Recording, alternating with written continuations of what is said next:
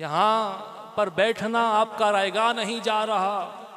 ये हुजूर नबी करीम सल्लल्लाहु अलैहि वसल्लम का फरमान है। इसकी कदर, इसका जो है पता उस वक्त चलेगा जब मीज़ान में तोला जाएगा इस वक्त को कि कितना कीमती वक्त है। सरकार का फरमान है हुमुल जुलसा ला यशका जलीसहुम, कि इनके साथ बैठने वाला शकी नहीं रहता, वो जन्नती बन जाता है। मशहूर और मारूफ हदीस शरीफ है कि बनी इसराइल की कौम के एक शख्स ने 99 कत्ल किए। उसके दिल में ख्याल आया अल्लाह के हुजूर झुक जाऊं, माफ़ी मांगू, अल्लाह मुझे माफ़ कर दे।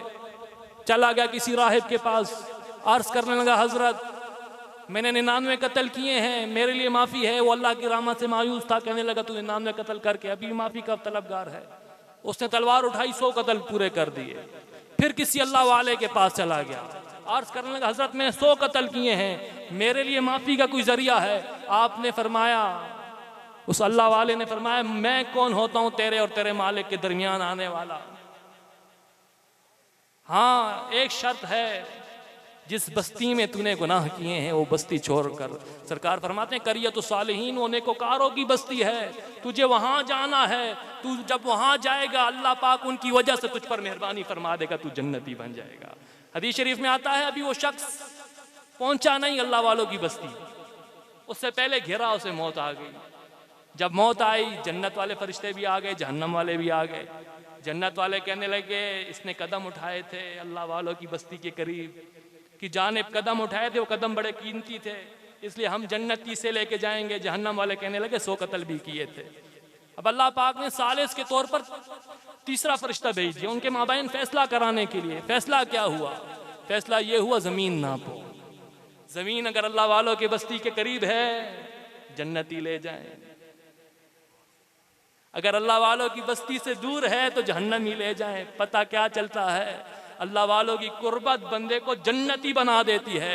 ये जो वक्त है ये बड़ा कीमती है, जहाँ जो इस पुरफितन दौर में, आज पुरफितन दौर है, नफ्सा नफ्सी का आलम है, दज्जाली फितने जो हैं, जब मोबाइल बंदा उठाता है सोशल मीडिया पे भरे पड़े हैं, हम लोग उनके पीछे भागते हैं पर अल्लाह वालों की जानिब नहीं आते। हजरत हमारे इमाम हजरत इमाम रब्बानी साहब रहमतुल्लाह अलैह फरमाते हैं कि अब देखो कोई बंदा जो है वो हवा में उड़ रहा है पर वो गैर शरअ है, मुतशर्रे नहीं है, सरकार की जो है शरीयत का पाबंद नहीं है, तो समझो एक मक्खी भी हवा में उड़ती है, उसके पीछे नहीं जाना। आजकल हम देखते हैं पदराड़ में ऐसे ऐसे फितने आए हैं, लोग पीछे भाग जाते हैं। अरे अल्लाह वालों के पास आओ, अल्लाह वालों की सोबत जो है वो जन्नती बना देती है।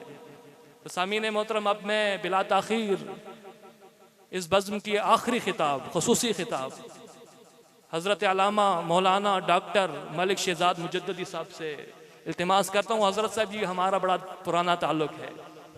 मुझे याद है हज़रत मुबारक साहब रहमतुल्लाह ताला अलैह हमारे पास लालकुर्ती में पेशावर में तशरीफ़ लेकर आए। मैं बहुत छोटा था, तो मलिक शहजाद मुजद्ददी साहब वहाँ पर निकाबत के जो है फ़राइज़ सर अंजाम दे रहे थे। यानी बहुत पुराना ताल्लुक़ है हज़रत सूफ़ी कुंदल खान साहब रहमतुल्लाह ताला अलैह की। जी जी जी जी, बहुत पहले का है।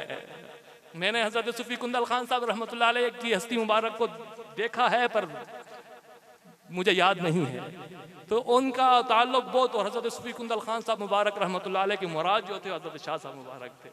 आप फरमाने लगे ये सब मेरे मुरीद थे, तू मेरा मुराद था। फरमाया कि वो जलाली थे, जलाली तबीयत थी, पर फरमाते हैं मेरे साथ बड़ी शफ़क़त फरमाते थे। आखिर में 15 साल बाद कहने लगे सब मेरे मुरीद थे, तू मेरा मुराद था।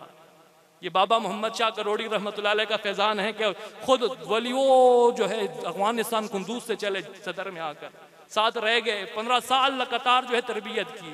फिर हज़रत मुबारक साहब रहमतुल्लाह अलैह जैसी हस्ती नसीब हुई। फिर हज़रत मुबारक साहब रहमतुल्लाह अलैह ने हज़रत बाबा जी के हुक्म पर पदराड़ शरीफ भेजा। इसलिए जब भी हज़रत साहब आते हैं फरमाते हैं मैं खुद से नहीं आया, मैं भेजा गया हूँ, मैं साइयों वाला हूँ, खुद से नहीं आया।